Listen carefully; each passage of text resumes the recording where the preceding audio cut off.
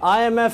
की मंजूरी हो चुकी, IMF से बातचीत हो चुकी, लेकिन अब मसला ये है कि इत्तेहादियों को मनाना है और मिनी बजट पास करवाना है, लेकिन इत्तेहादी मान नहीं रहे। अब इसके हवाले सोचा जा रहा है कि शायद ऑर्डिनेंस यानी सदारती ऑर्डिनेंस लाना पड़े, क्योंकि इत्तेहादी जब तक नहीं मानेंगे तो ये बिल नहीं आएगा। 12 जनवरी एक तरह से डेडलाइन है IMF का, फिर उसमें इजलास है, उससे पहले पहले ये बिल पास करवाना है IMF की शराइत के मुताबिक, और स्टेट बैंक के हवाले से भी बिल पास करवाना है। तो कैसे ये मैनेज हो सकेगा? डॉक्टर सलमान शाह साहब हमारे साथ हैं, मशहूर माहिर मईशत है, किसी तारीफ के मोहताज नहीं। डॉक्टर साहब,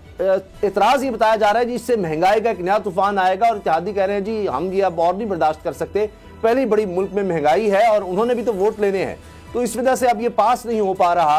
तो आपके ख्याल में क्या हल है? ये भी कहा जा रहा है कि शायद अभी मजीद मुज़ाकरात फिर IMF से किए जाएं कि जी वे कुछ और वक्त दे दें, क्योंकि पार्लिमानी निज़ाम है, हम मना लें अपने इत्तेहादियों को, थोड़ा टाइम दिया जाए।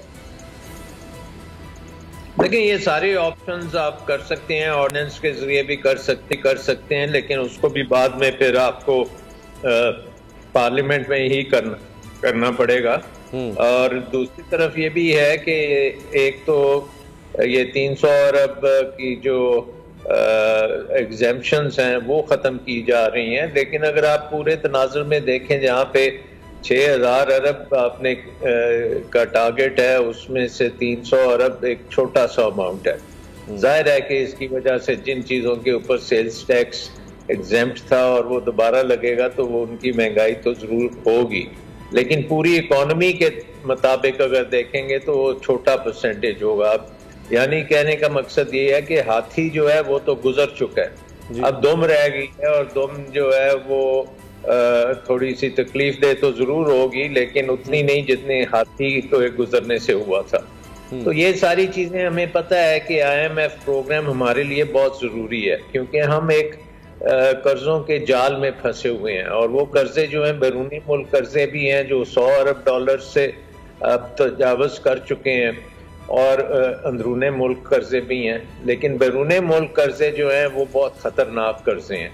उसमें आपको वापसी भी करनी होती है, वक्त पे करनी होती है, सूद भी वक्त पे देना होता है, और ज़रा सी भी डिले हो तो आप डिफ़ॉल्ट में चले जाते हैं, और उसके कॉन्सिक्वेंसेस हमें पता है कि बहुत ज़्यादा हैं। जितनी इस वक्त महंगाई है उससे आप समझें 2 गुना ज़्यादा और हो जाएगी। सो इसलिए हमने डिफ़ॉल्ट से बचना है।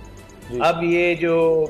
कर्जों का मामला है, इसमें फिर IMF का होना बहुत ज़रूरी है। उनके बगैर ये कर्जे जो हैं ये मैनेज नहीं होंगे, क्योंकि हर साल आपको तकरीबन 12 अरब डॉलर तो वापस करने होते हैं, और उसके साथ साथ सूद जो इन कर्जों पे है 3 से 4 अरब डॉलर, वो भी आप लगा लें तो 15 अरब डॉलर की फॉरेन करेंसी अरेंज करना बहुत बड़ा काम है।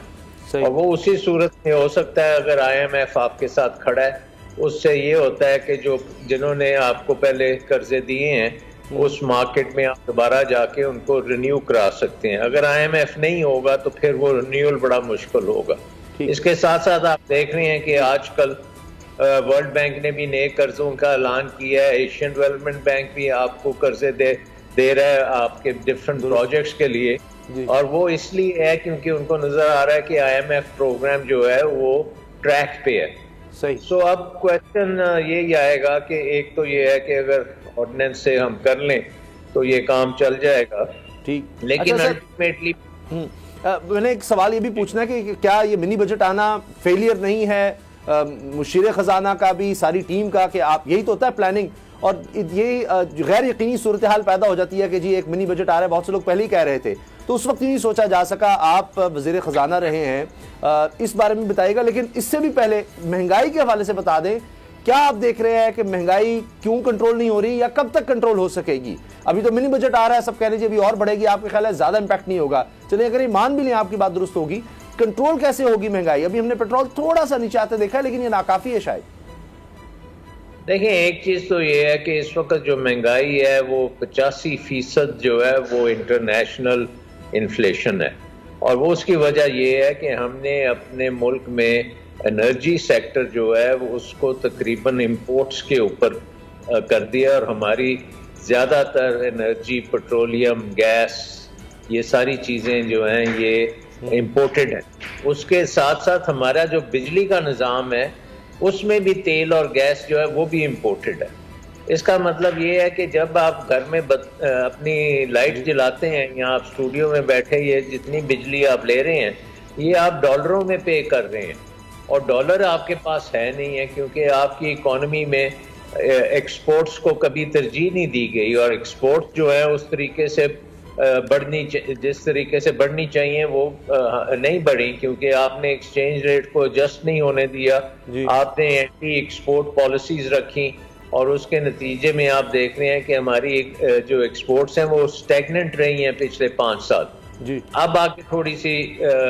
जुम्बिश हो रही है उनमें, लेकिन इसको वक्त लगेगा कि ये पूरी इंपोर्ट्स को कवर कर सकें। और हमारे पास जो रेमिटेंसेज हैं ओवरसीज पाकिस्तानीज, अगर वो रेमिटेंसेज ना हो तो पाकिस्तान का बहुत देर से दिवालिया हो गया होता। सो हमारे लिए डॉलर्स कमाना बहुत ज़रूरी है, डॉलर्स में इन्वेस्टमेंट लाना वो बहुत ज़रूरी है,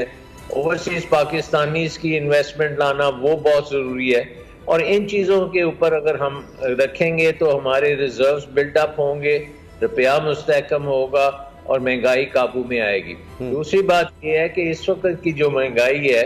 वो ज़्यादातर ये जो कमोडिटी शॉक इसको कहते हैं, इस वक्त दुनिया में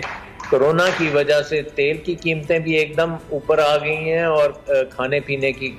कीमतों में भी बहुत इजाफा हुआ है, और ट्रांसपोर्ट और शिपिंग की कॉस्ट में भी बहुत ज़्यादा इजाफा हुआ है। इसकी वजह यह है कि पेंडेमिक की वजह से बहुत ज़्यादा डिसरप्शन हुई है, और जो इक्तिसादी निज़ाम है उसमें बहुत मसाइल पैदा हुए हैं, और सडनली ये चीज़ें जो हैं इनकी शॉर्टेजेस हो जाती हैं, सडनली इनकी प्राइसेस ऊपर चली जाती हैं, और क्योंकि पाकिस्तान इंपोर्ट डिपेंडेंट मुल्क है, इस वक्त जो महंगाई है वो 85% जो है वो। लेकिन आपका तजिया एनालिसिस क्या कहता है? बहुत मुश्किल है ये कहना, कुछ भी हो सकता है कल को, लेकिन अभी हालात देखते हुए हुकूमत की तरफ से कहा जा रहा है 2-3 महीने तक हम कंट्रोल कर लेंगे महंगाई। आपको लगता है, वज़ीर आज़म खुद कह चुके हैं जी ये जैसे ही गर्मियों का सीजन शुरू होगा तो इंटरनेशनली भी कुछ प्राइसेस नीचे आएंगी तो फिर हम भी रिलीफ दे सकेंगे? देखिए, ओमिक्रॉन जो आया है नया वायरस, उसकी वजह से इस वक्त बहुत ज़्यादा अनसर्टेनिटी है, और इस वक्त जो कम से कम तेल की जो डिमांड है यूरोप में, अमेरिका में, वो बहुत ज़्यादा है,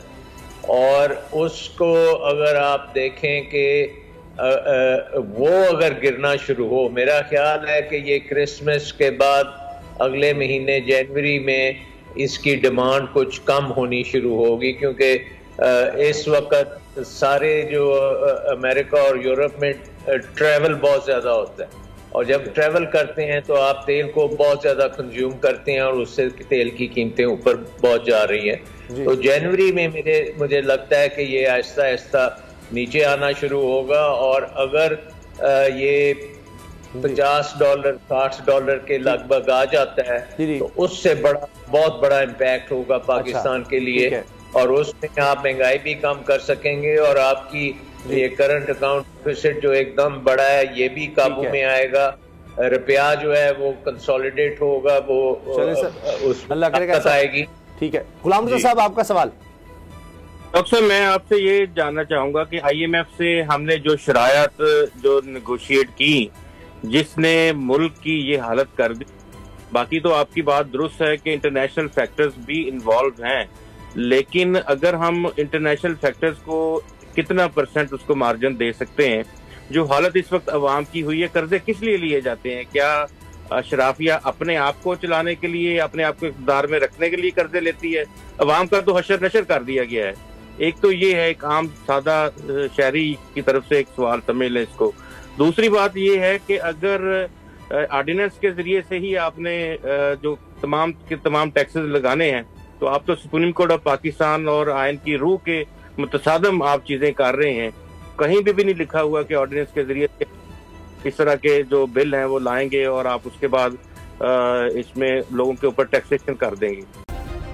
सब्सक्राइब करें और बेल दबाएं ताकि कोई खबर रह न जाए।